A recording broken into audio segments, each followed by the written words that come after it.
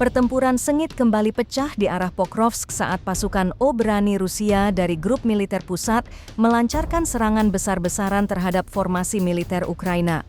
Operasi ini berlangsung intens dan terekam dalam video yang beredar luas di Telegram Minggu 13 Juli 2025. Dalam serangan tersebut, pasukan Rusia menghancurkan sejumlah besar peralatan militer Ukraina, termasuk kendaraan lapis baja buatan NATO. Titik-titik tembak dan posisi infanteri Ukraina juga dilumpuhkan melalui serangan darat dan dukungan artileri.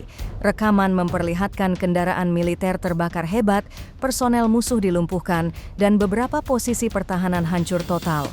Serangan ini dianggap sebagai salah satu serangan paling signifikan dalam beberapa pekan terakhir di sektor Pokrovsk.